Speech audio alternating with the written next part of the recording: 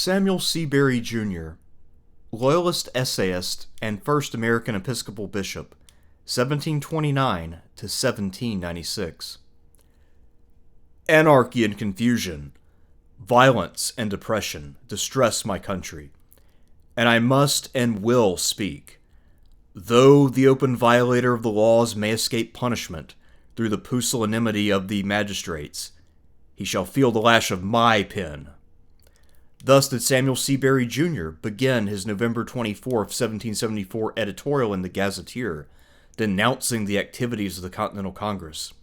He would write 3 lengthy essays in total, conducting a lively back and forth with Alexander Hamilton, who took some exception to the Loyalist sentiments of the Anglican rector.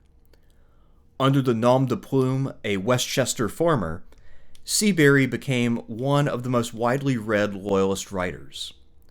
When it came time to put down the pen and take up the sword, Seabury fought against American independence for the duration of the conflict.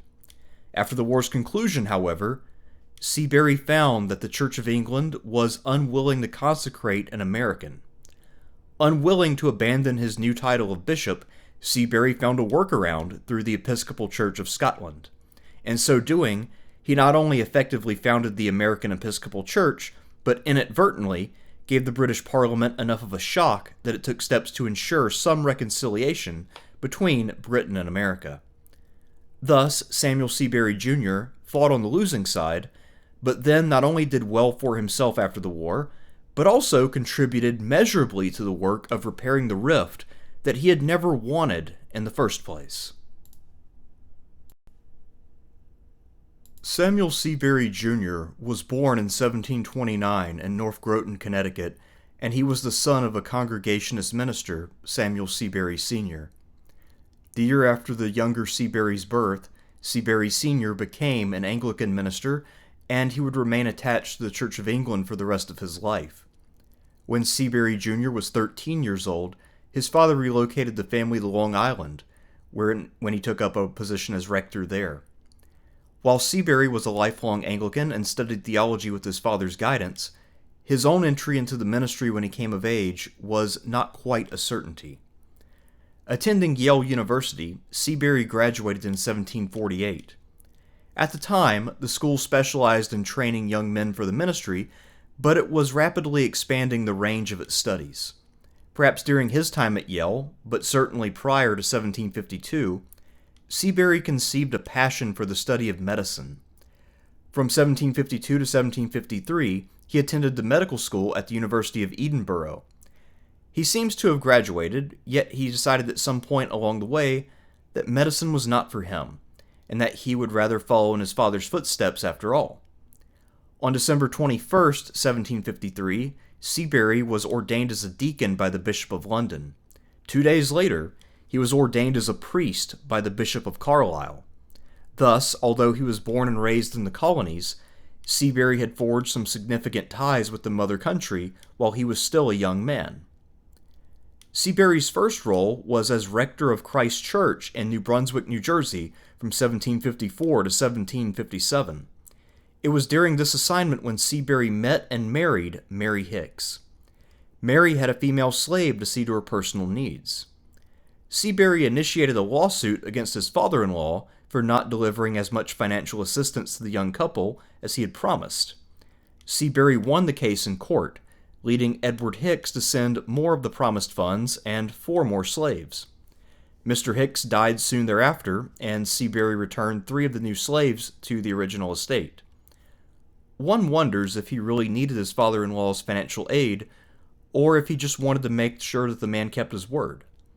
So far as we know, Seabury always owned a slave or 2 throughout his life.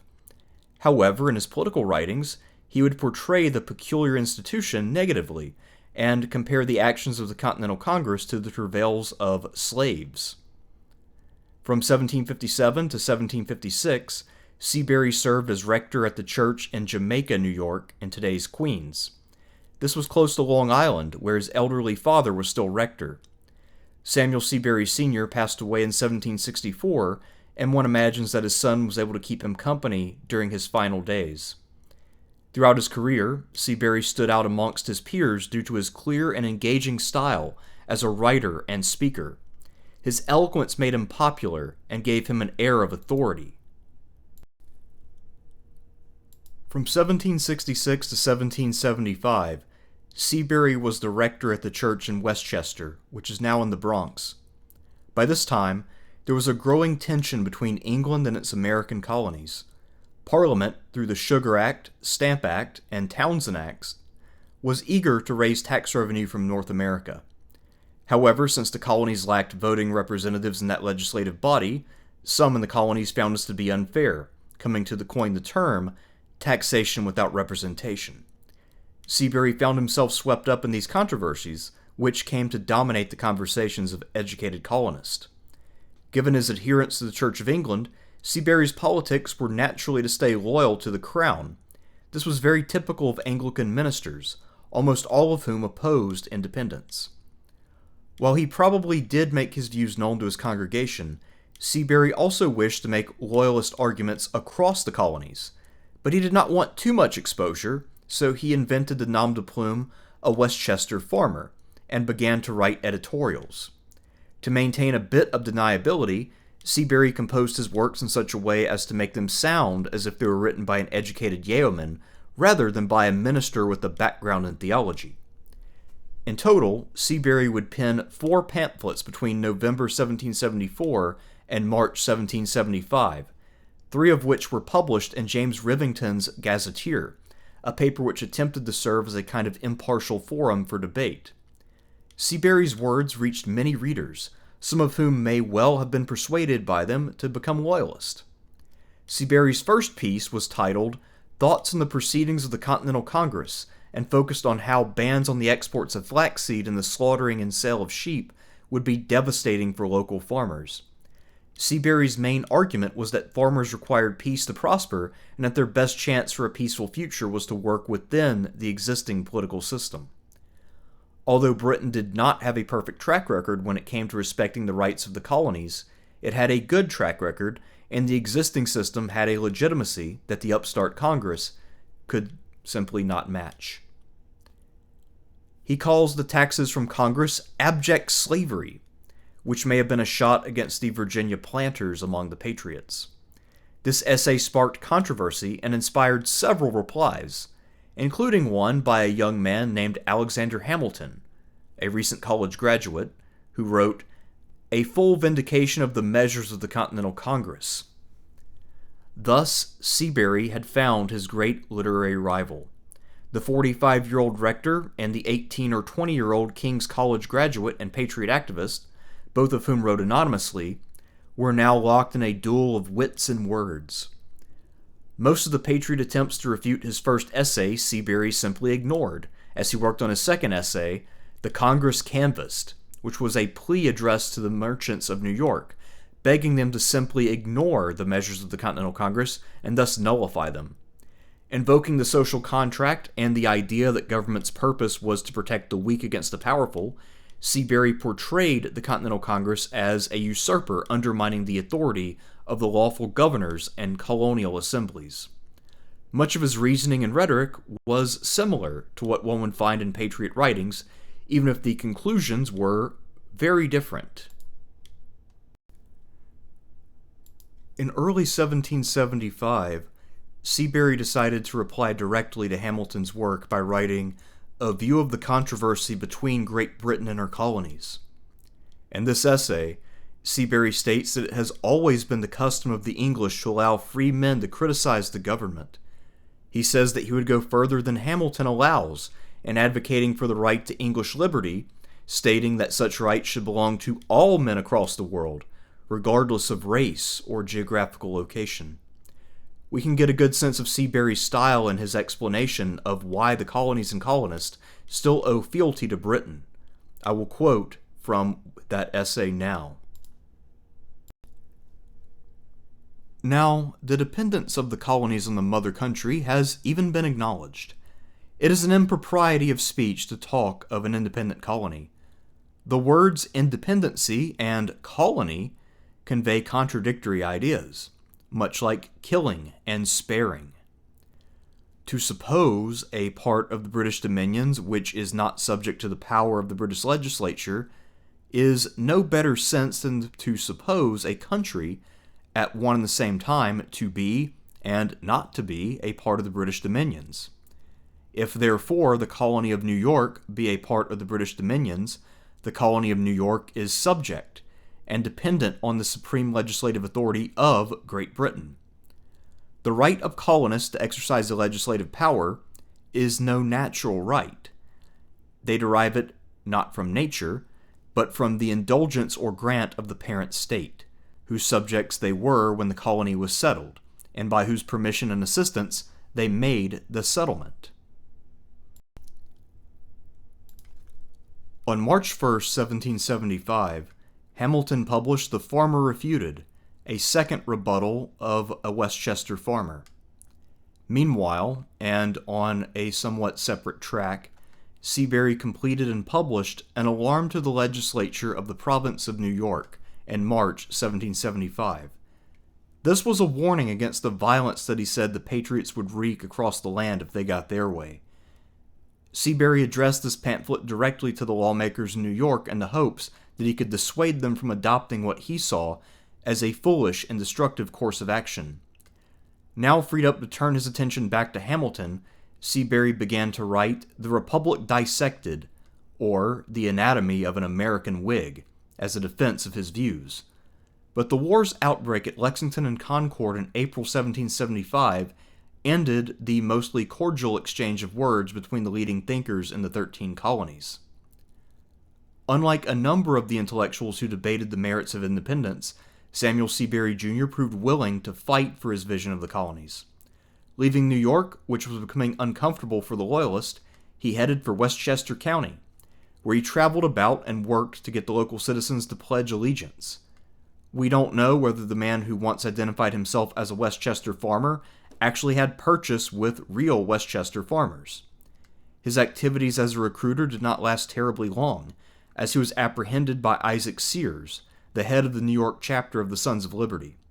This led to Seabury being jailed in New Haven, Connecticut for a month. Upon his release, Seabury found himself harassed and in need of a safe harbor. Accordingly, he sought refuge on Long Island, which was not only a British stronghold, but the site of his father's church at Hampstead. Here, the elder Seabury had been rector for over 20 years prior to his death in 1764. For a couple of years, Seabury lived quietly and may well have done some pastoral work. In 1778, he agreed to become the chaplain of the King's American Regiment, a unit raised in late 1776 by Edward Fanning. In 1780, the King's American Regiment deployed for the Southern Campaign, partaking in the siege of Charleston. Rather than accompanying Lord Cornwallis on his campaign through North Carolina and Virginia, the King's American Regiment instead operated in Georgia and Florida. Although Seabury was spared the humiliation of surrendering at Yorktown, he met with defeat nonetheless.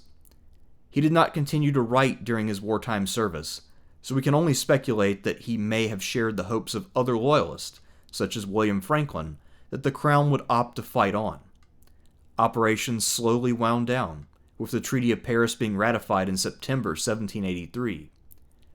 As a New Yorker, one imagines that the British evacuation of New York on November 25, 1783, was one of the low points in Seabury's professional and political life.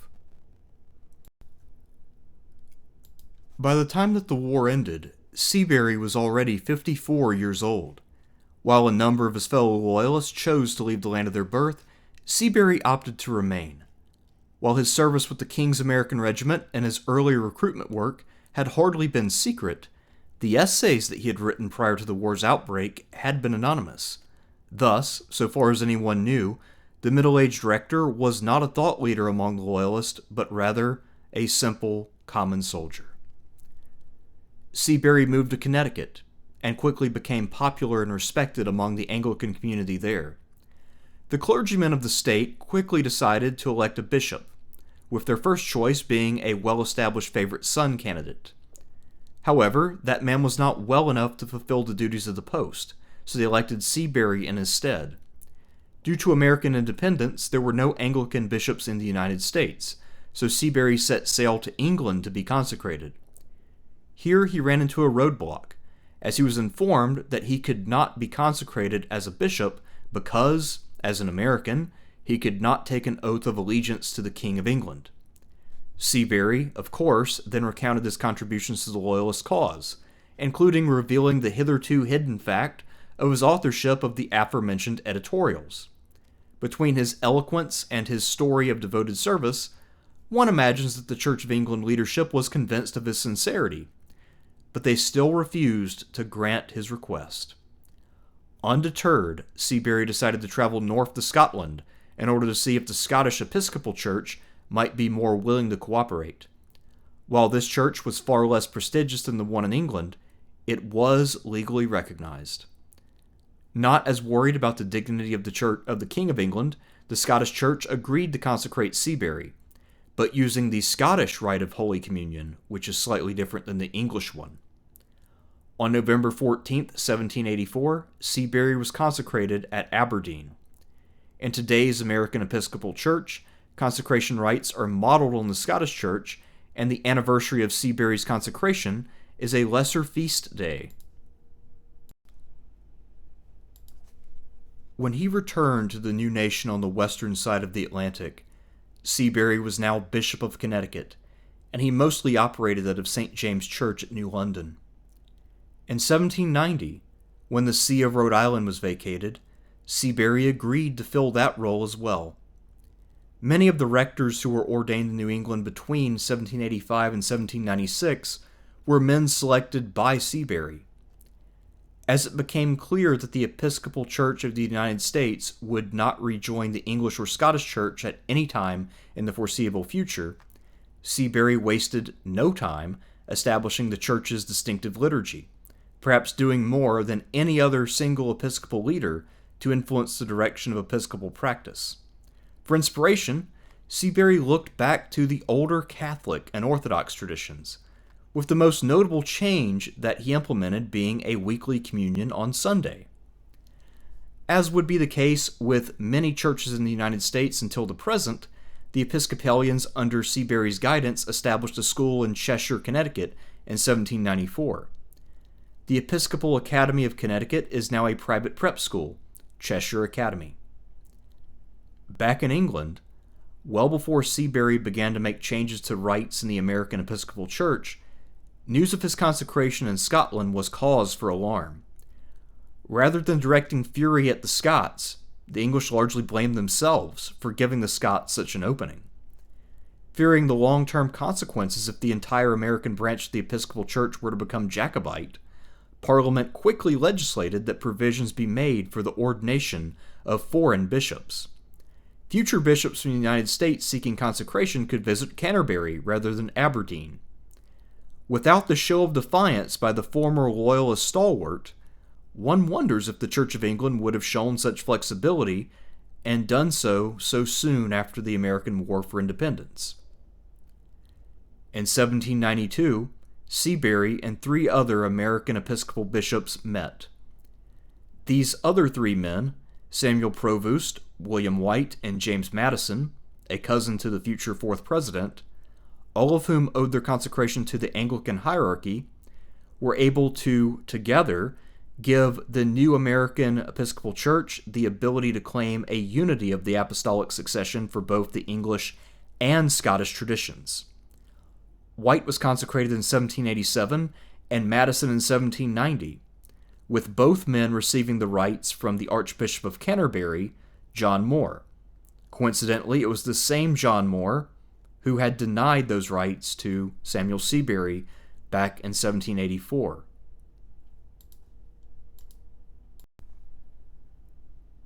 Many of the American Loyalists, especially the prominent ones, tended to fare poorly after the war's conclusion. No longer welcome in their homeland, they found that Parliament and the people of Britain were often unsympathetic and less than forthcoming with financial recompense for the sacrifices they had made in the name of king and country. At home, things were as bad or worse, at least on the surface. Seabury's hometown, North Groton, was later renamed Ledyard, in honor of a patriot colonel from the Revolution. Fortunately, the middle-aged Seabury was cautious enough not to trumpet his authorship of those editorials, which enabled him to return to his life as a rector. It was only in England that he revealed his work as an essayist, and in the era before mass media, the revelation did not cross the Atlantic. Once he got to England and found that he would be unable to fulfill his obligations as a duly elected bishop, he operated in the spirit of American independence by finding a way around British obstruction. Rather than exacerbating relations, however, Seabury's act of defiance instead inspired Parliament to soften its restrictions in the name of reconciliation. While he was anything but an advocate for American independence, Samuel Seabury Jr. did resolve at least one practical issue arising from independence. And so, he is still someone who helped work out what American independence would end up looking like in practice, even if the theory of the whole thing was to him abhorrent.